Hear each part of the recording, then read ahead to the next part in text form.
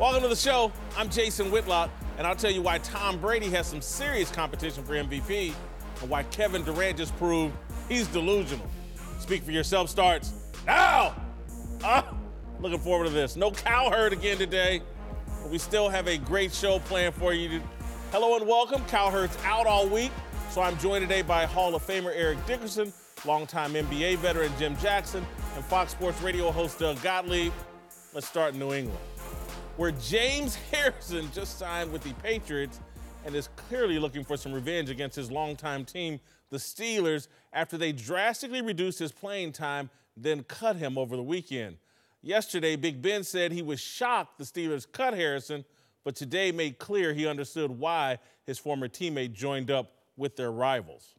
James has to do what James has to do. I didn't sign like he called and asked me if he should or not. James is was out there as a free agent. He's going to do what he needs to do, what's best for his family. And like I said, I wish him the best. I've had a lot of good years with him. James Harrison wanted that.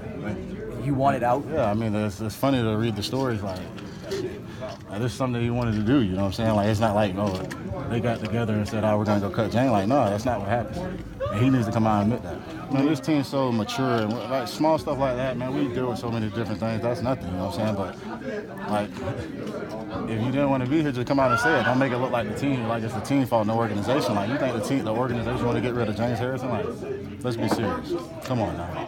All right, that is Marquise Pouncey, the Steelers center, talking about James Harrison. And, Doug, I think you were ahead of the curve yesterday. You made the point this was disloyal, what James Harrison's doing. And I think I thought about it last night. I look at what Marquise Pouncey is saying right now. He does need to come out and say, I wanted out of here, and I wanted to go to their rivals. I think this is disloyal. They're not rivals. The Patriots are the nemesis of the Steelers, right? Rivals, one wins, the other wins, one wins, the other wins, okay? When one team dominates in the postseason, the Steelers have never gone through New England to get to a Super Bowl, and now they have to. And they just lost to them at home on a bitter and controversial ending, right? Plus, you have no Ryan Shazier, and that cuts out the heart of the Steelers' defense. Antonio Brown's on the shelf for now. He'll probably be back in the playoffs, but, this is kind of an all-hands-on-deck. And, all right, you decide, I'm not happy, I'm not playing, I want out. You can join 9 other teams. Can't join the Ravens because they're actually a rival, right? They're actually a rival. You can join 9 other teams that are still going to play football. You cannot join the New England Patriots. He's the all-time sack leader in his career in Steeler history. This is girl breaks up with you and you start dating her sister. You can't. These are things you cannot do. To the Raiders. Terry Bradshaw joining the Raiders at the end of it. It's crazy. You go. I got something for that.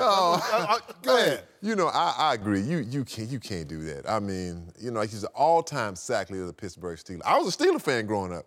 And when I look at James Harrison, I look at him as a Pittsburgh Steeler. That is going to be so odd to see him in a Patriots uniform. It would be like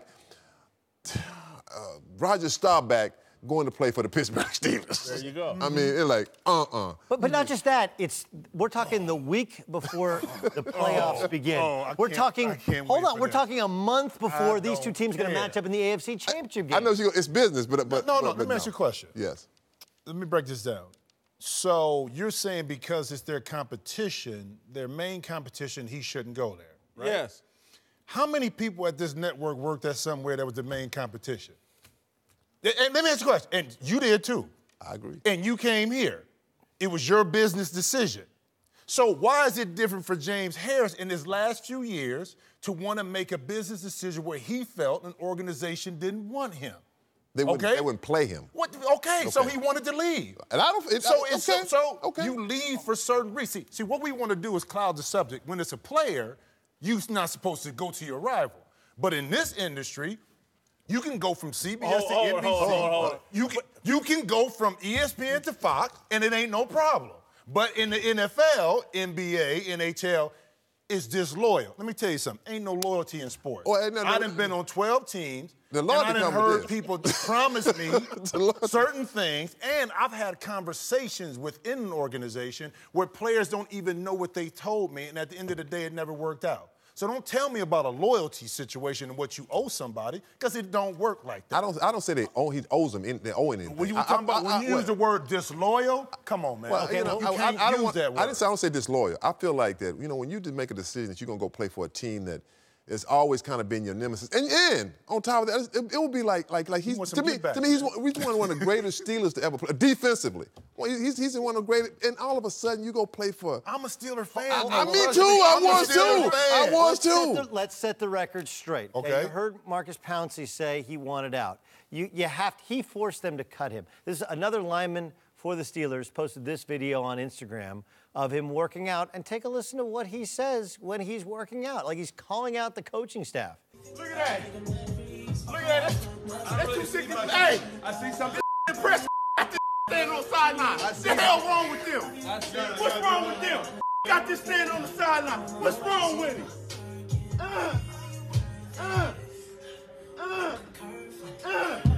Got this sitting on the sideline. What's wrong with him? Look, so those are weights. He forced their hand. He made this happen. Okay. And like, I'm not disputing you can, but this is like, what's that Chris Rock says? You can drive a car with your feet, but it doesn't make it a good idea. Good idea. Right? Like, if you want to, they stopped it with their feet. They drove with their hands. But they had to start it up with their feet. Jim, I think you've made some really excellent points. You've thrown a curve. Hit me with a butt. I said butt. Absolutely, but what? It's the end of December. Okay. The playoffs are about to start. You've gone through this entire season. Again, there's an off season. You tired of the Pittsburgh Steelers and you want out, there's an off season to do it. There's mid-season to do it. You're talking about right before the playoffs start. I'm just sorry, again, and yes, have I left ESPN, have I left Fox and gone blah, blah, blah, blah, but there's a time and a place for everything.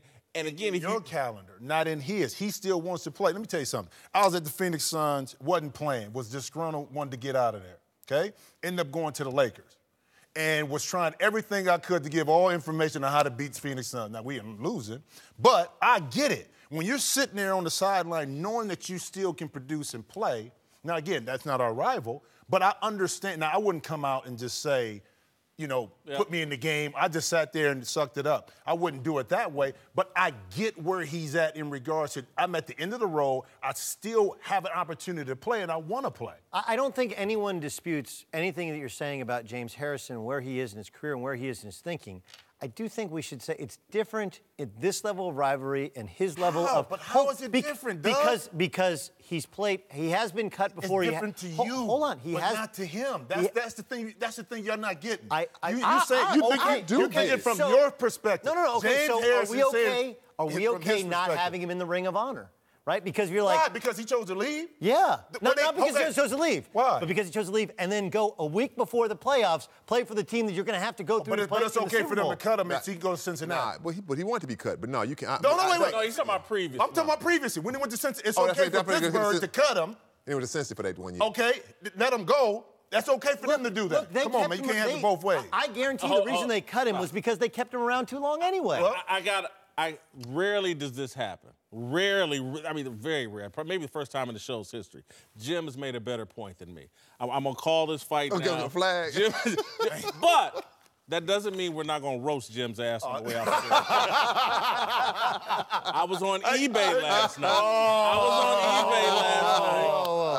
Because I wanted to just understand Jim a little bit more. Again, he talked about he played for 12 teams.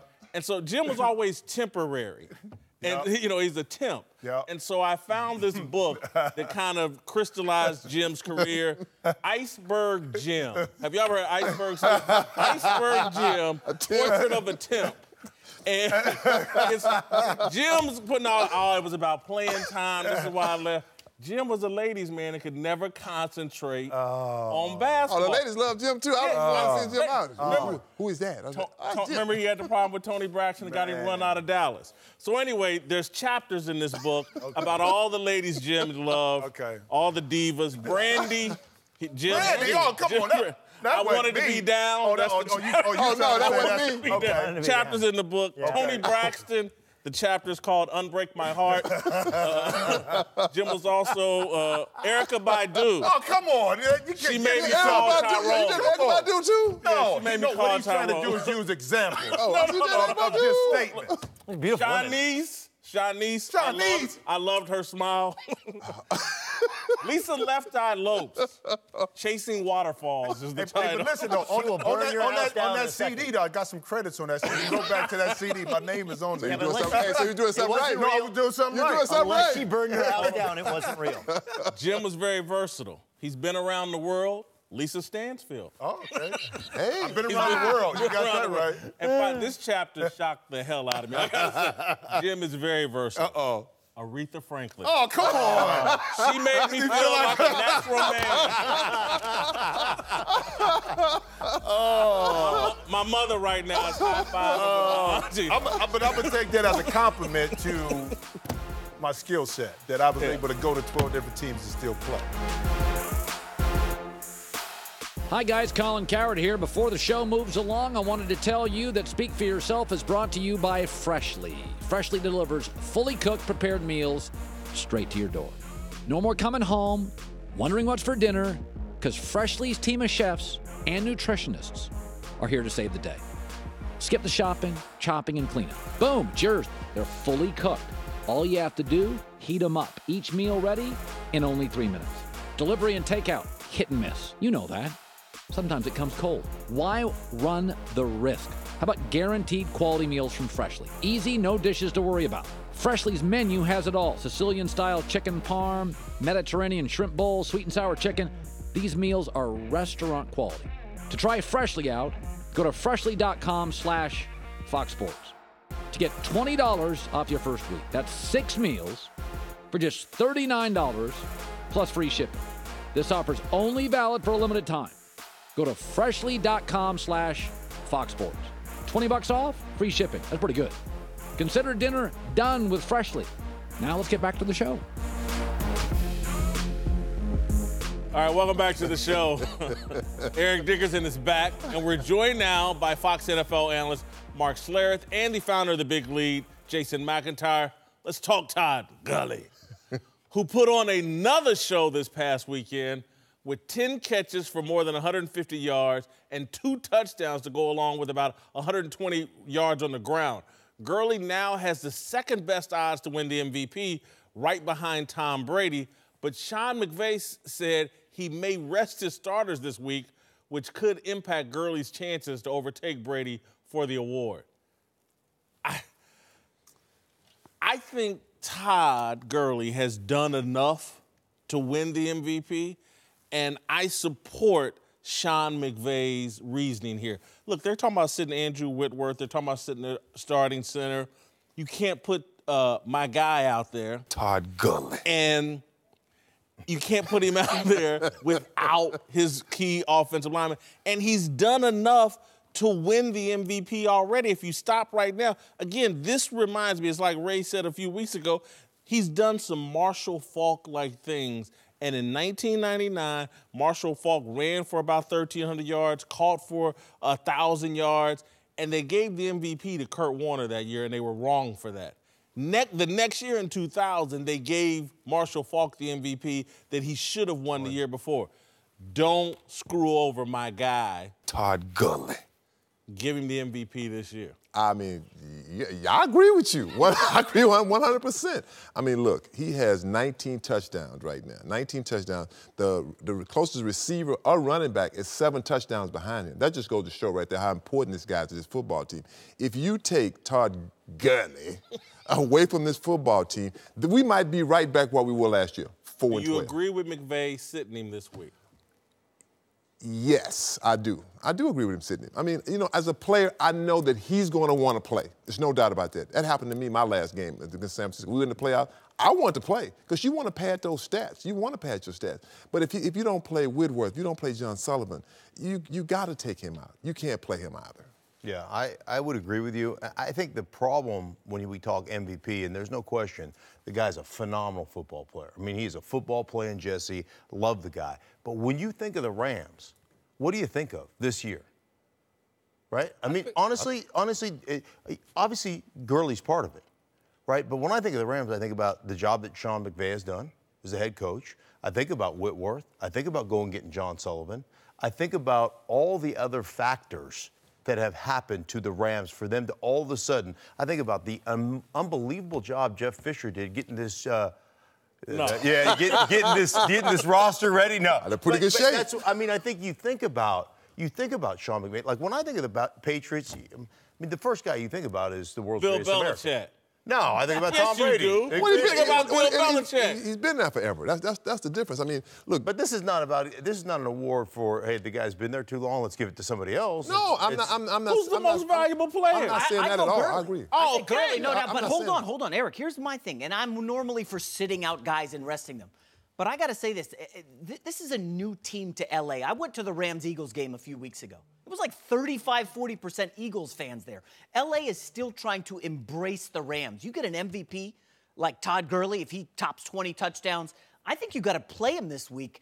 Get the fans on board. Remember, they're competing out here with the Lakers, Blake Griffin and the Clippers, the Dodgers. They have not been embraced by L.A. yet. This home game, I believe it's going to be their first playoff home game in like 30 years.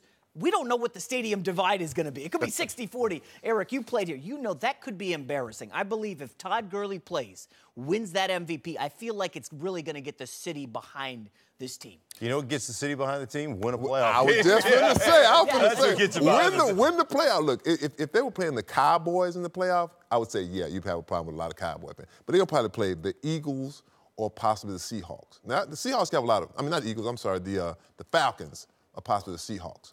So the Seahawks have a lot of fans, but I really believe that playoff, L.A., it's going to be a lot of L.A. It's going to be a lot of Rams fans. Just like when they played the first preseason game, the Rams came back last year when it was 90,000 fans at a preseason game. And it was about 60,000 to 70,000 people that were Ram fans out there to see them come back. You guys can speak to this. Do you want to rest your star, break up the momentum going into the playoffs? I got to play him for a half. I remember Dallas last year. Okay, they kind of rested their guys week 17, then they had the bye. They looked awful against the Packers. I got to play Gurley this week. Get him those touches. Get him a couple scores. I don't mind playing for a quarter or whatever. The thing about if you're doing this for Gurley, see, you have to understand what are the other guys and what are the injuries that you're nursing.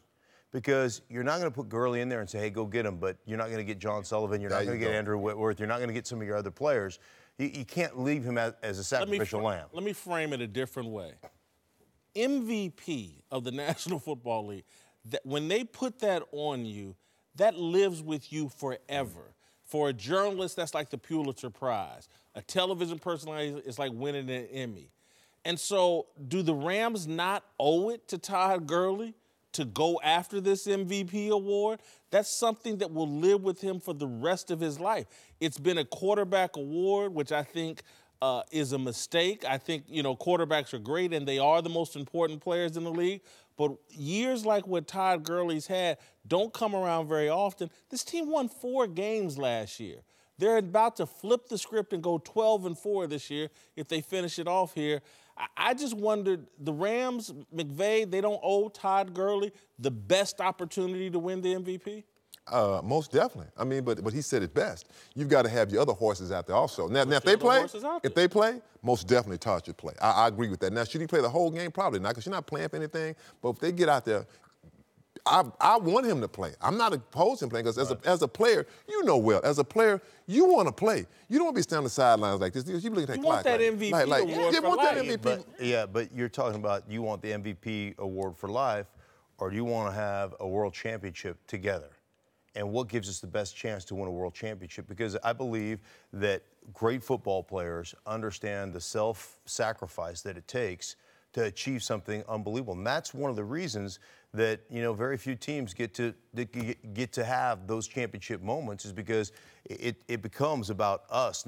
Joe Gibbs said it best when I was playing for Joe Gibbs and the Washington Redskins. He would say this all the time: lose yourself. This ain't about you. It's about us. It's about the team. Tom Brady's going to play, by the way, week 17. Very quickly, Mark. You kind of hedged your bet. Is my guy Todd Gurley the MVP of the league? No, Tom Brady. Oh. All right, welcome back. Time for last call. Let's move to Dallas, where the Seahawks shut down the Cowboys Sunday and held Ezekiel Elliott to under 100 yards. Seattle's D said they were motivated by the bet Zeke made with Eric Dickerson that he would rush for over 200 yards. But now another Hall of Famer is actually taking issue with Dickerson for revealing the bet before the game. Eric Dickerson, he's a little older than myself. I mentored a lot of these kids. And there's one thing I do know. I will never repeat some of the things that they ever say to me on television. And the reason, because it will breach their trust. And they will tell me less information. Like, this was valuable information, but this was information that need to be said the Monday or the Tuesday after the game. Eric, you started some stuff, man. You got people hot. I know Chris ain't talking. First of all, we don't even go there. Chris is a gossip, too. You know I know how Chris is. He may not say it on TV, Look, but he gossips let me about tell you every damn something. thing he You know, I asked Zeke, I said, look, man, don't say 200. How about 150? No, I want to. And I didn't know they were playing the Seahawks. The Cowboys wasn't making the playoff. He wasn't going to get 200 yards no matter what. I like Zeke. 198, that's fine. I want that bet, too. I want to win my bet, but, not at his call. Do you regret it? No, I don't regret it. I mean, I didn't try to out him. I didn't say, look, this is what he said. The Seahawks, he going to get 200 on y'all. I mean, he said it just like, I'm going to get 200. I didn't know he was playing the Seahawks. Are you worried about your relationship with Oh, no, man. Look, I know when you try to out somebody, that's the difference. You try to really out them.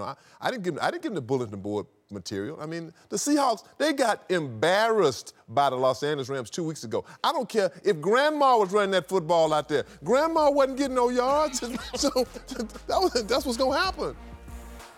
Do you want to say anything to Chris Carter? Chris, I know you ain't talking, Chris. I need to call you, brother.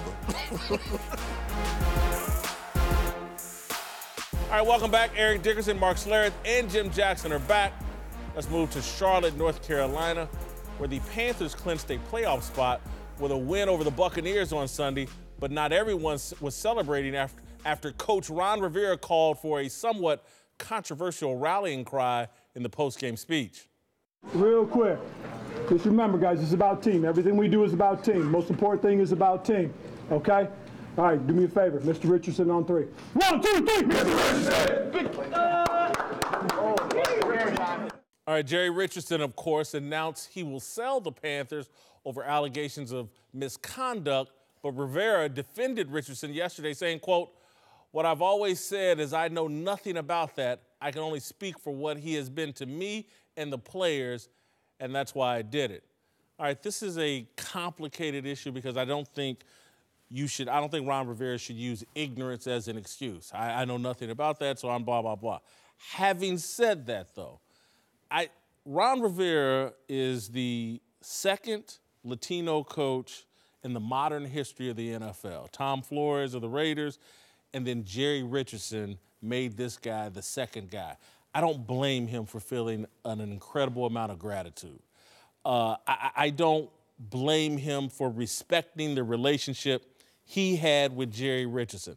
I don't have a real problem with him shouting him out in the post-game speech. The players went along with it. The ones that maybe, if they had a problem with Jerry, they probably didn't do it. This is a small, intimate moment among the team. It's not for public consumption. I just don't have a real problem with it. And again, I respected the way Jerry Richardson handled this in terms of getting out very quickly, not fighting the NFL on this. And so I just don't have a problem with what Ron did here. See, I don't either. And, I look at it like I look at the relationship you have with the guys in the locker room. Every locker room, especially in the NFL, you got 4 or 5 touch guys, right? They're the village idiots. And they may be village idiots, but there are village idiots, right? Yep. And we're going to protect them. And when they make stupid decisions, you're like, I don't agree with your decision, but I still love you as a guy. And I still love you as a teammate. And, I'm sure that Mr. Richardson has been great to them in the locker room. I'm sure that he's probably, they haven't had those kind of issues in the locker room.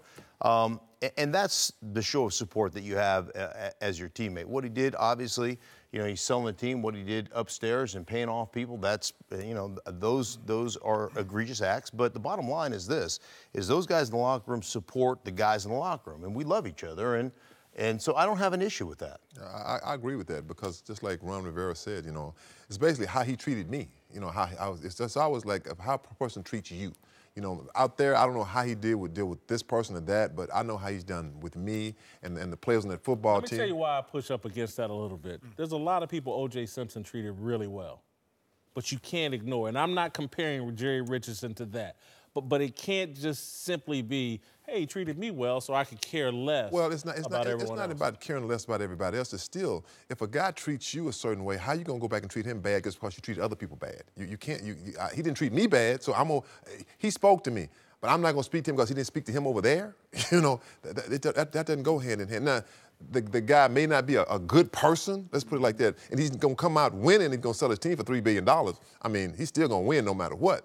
But with what Coach Ron Rivera is saying is that, you know, we as a football team, and it's all about that football team, and you know that, and you know, as in basketball, it's about the team and the guys in it, and you said it best. Maybe some guys say, you know what, I'm not cool with this, I'm gonna step aside. I didn't go, hey, whatever, Jerry Richardson, you know. So I just feel like it's how he's treated you, what you know about. I mean, I didn't know a lot about this until I read it, so. Well, I think, too, though, for the coach, it was showing support in a small way. There's cameras in the locker room, okay? So they got tape. So what he did was showed a little bit of support. Think about it, a few years ago, his job was on the line. They're talking about firing him, but yet and still, he remained the coach. So it was a level of loyalty there and how he was treated. So this is his way, I think, of saying thank you for the times when I could have been out, but you stuck by me no matter what happened out there in the press, no matter good or bad or ugly, you're paying for it right now. But here's just a small smidget of support right here that I'm coming across. So that's how I take it. All right, welcome back to the show. Jim Jackson, Doug Gottlieb, and Jason McIntyre are back. Let's move to Kevin Durant, who is fresh off a big win over the Cavs that had him going toe-to-toe with LeBron James and winning, not that he needed the validation. Even before that game, Durant told reporters that he sees himself as the equal of the world's greatest player, saying, quote, accolades and accomplishments and legacy and all that stuff and how they mean to people, I can't talk on that. But as far as basketball skills are concerned, I'm on the same level. Listen, I like what Durant is saying here because I think a requirement of greatness is delusion. And seriously, I really do. I mean, when I look in the mirror every day, I see a mixture of The Rock and Denzel Washington. I really do. And so I do too. In order to be great, you have to take your mind crazy places. He is not the equal of LeBron James. He's the number 2 player in the league. He might be the best two-way player in the league this year, surpassing Kawhi Leonard, who's been hurt, obviously, and even Klay Thompson. But is he the same as LeBron James when LeBron James is having his best statistical season in his career, when LeBron James is carrying a bunch of guys that aren't near the equal of what Kevin Durant's dealing with in Golden State? He's not LeBron's equal, but I respect the fact that he thinks he is. I respect it, too, because here's the thing. His skill set is a lot different than LeBron's. His pull-up off the dribble, whether it's 1-2 dribbles, mid-range game is incredible. Down off the fast break, catch and shoot off a screen. These skill sets LeBron doesn't possess. LeBron has certain other areas that KD doesn't possess. But me, as a player, I always want to think that I'm the best. I don't care who I'm playing against. Now, whether somebody else believes that or not, it doesn't, or validates, it doesn't matter. But I love to see KD put himself in that situation. And not only put himself, more importantly, Doug, you notice he's proven it on the court. Yes. So he's not just saying it. He's proven it the way he's playing team basketball, more importantly, the way he's playing defense. Yes, that's the big thing. That's where his level has raised the most, is that now all of a sudden he's competing at the other end. And a lot of this is about, look, the NBA is as much about respect as it is anything else. And a lot of the other NBA players don't respect Steph because they still hide Steph defensively. Like you watch the Golden State Warriors, at the end of shot clocks, they switch every screen, except with Steph Curry, because they know there's certain guys he can't guard. James Harden is not as respected in the NBA because he doesn't bring it the defensive end. Kevin Durant is respected as an equal of LeBron James because he's always been a better scorer, a better shooter offensively. But he has never been the equal as a shot blocker. Now, he's not going to be the passer of LeBron. He doesn't have the body of LeBron. But I think what he's saying is, like, look, LeBron's had a better career. That's when he means to get the accolades and the awards and things like that. But right now, I saw him in the finals, and I was better in the third and fourth quarter, and our teams won because of my performance. I just saw him, and obviously the comments were before the other game. We just saw him in the third and fourth quarter. He was the better player, and his team won without Steph Curry. And I know that LeBron didn't have Isaiah Thomas as well. And kind of the last thing is, I think guys want to play with him a little bit more than LeBron, who there is a group of guys that love to play with him, but there are some people that aren't as into it, like a Kyrie who chose to play elsewhere. So I don't think it's craziness. I don't think it's delusion. I think it's reality based upon, forget stats, when you actually see them play against one another and watch him guard, he thinks he's his equal. Very well said. I'm going to take it a step further, Doug. Not only is he not delusional, I think this is extremely self-aware of Kevin Durant. A true sign of greatness, gentlemen, is when someone realizes their flaws and works on them tirelessly to improve those flaws. Okay? We knew he was the best 7-foot shooter in NBA history. We know that. That's a fact. Coming in, he's an amazing... Would like to have a word with you, but Kevin Durant. Go ahead. And now Kevin Durant has never been first or second team defense in his career. I looked this up. I was stunned. He's now leading the league in block shots. He comes to Golden State and is now a legit rim protector alongside the Defensive Player of the Year in Draymond Green. He's completely transformed, as you said, Doug, at the defensive end. And I don't think he's delusional at all, Whitlock. I think he's on the same level right now at 29. LeBron's turning 33 this weekend. He's right there better. One of the mistakes that some people make, guys, is the shot blocking is impressive. But that doesn't mean you're playing great defense. It's like Steph Curry gets steals. That doesn't mean you're playing great defense. That can mean your help side. Yeah. Like he is choosing at times, like in the game on Christmas Day, to guard the other team's best player, to accept the challenge. And LeBron wasn't guarding him on Christmas Day. Jay Crowder, you guard him. But that's what they got. But that's what. Finals. Can I say this though? Can it be also the culture of Golden State? Oh, certainly. And what's there, and the attention to detail, but also holding guys accountable, is put Durant in a situation where, yes, I can score. We know that. But what else can I do for my team to enhance the culture and what we're doing? And I'm going to give credit to Steve Kerr from that perspective, from probably challenging KD to become a better one-on-one defensive player. Same way Phil Jackson challenged Michael Jordan when he got there, right, to become a better team player, get everyone involved. But just let's remember, he's not carrying the load at all. LeBron Not even close. And so LeBron, and again, Wait, he's not right now without Steph Curry? For the moment, but you talking about the course of the last 10 years and of what's going to happen the rest of this season, he will not be asked to do as much as LeBron James and to carry that load. LeBron has taken on some of this. He wants to be the coach, the general manager. He wants to construct a team completely built around him. But LeBron is carrying a heavier load. But he's also not winning anything despite carrying the load, just as Durant did. LeBron needed Chris Bosh and Wade in Miami, and he needed Kyrie Irving in Cleveland. They just want to... Well, that's a good point. No, it's a good point. And to your point, Doug, about guys wanting to play with Durant, I think there's a difference. Older players feel more comfortable playing with LeBron. They're going to... Because all they need to do is shoot. He's going to extend their career. Younger players understand the advantage of playing with a Durant, so it's a different dynamic between the two in regards to who wants to play with who. I can only tell you this. I'm actually impressed by the sacrifice vehicle. I know the fan out there is like, well, he joined a 73-win team. Like, so what?